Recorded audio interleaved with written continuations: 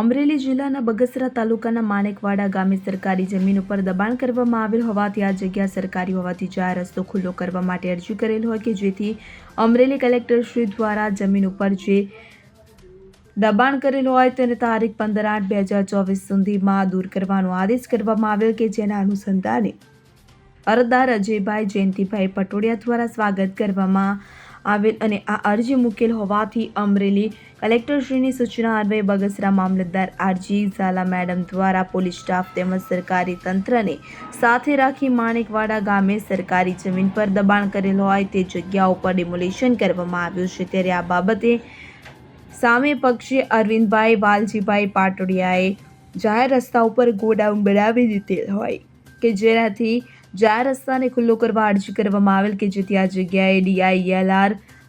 અમરેલી દ્વારા 2022માં વિવાદિત સ્થળની માપણી કરવામાં આવેલ હોય કે જેથી દબાણ કરેલ હોવાનું સાબિત થતાં નોટિસ આપવા છતાં બિનઅધિકૃત દબાણ દૂર ન કરવાતા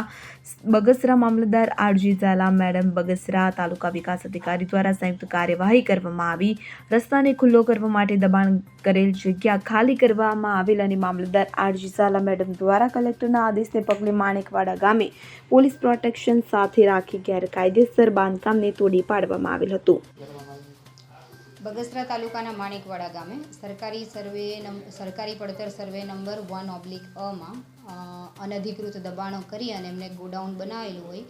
જિલ્લા સ્વાગતમાં એ બાબતનો ઇસ્યુ હોય અને માનનીય શ્રી કલેક્ટર સાહેબનો દબાણ દૂર કરવા અંતર્ગતનો હુકમ હોય જે પંચાયત અને રેવન્યુ ડિપાર્ટમેન્ટ અને તથા પોલીસ ડિપાર્ટમેન્ટ સાથે સંકલનમાં રહીને આ દબાણ દૂર કરવાની કાર્યવાહી કરવામાં આવેલી છે। આ દબાણ દૂર કરતાં પહેલાં જે નિયમાનુસારની કાર્યવાહી છે કે દબાણદારને નોટિસ ઇસ્યુ કરી અને એમને પૂરતો સમયગાળો આપી અને આ દબાણ દૂર કરવાની કાર્યવાહી આજે પૂર્ણ કરવામાં આવી છે।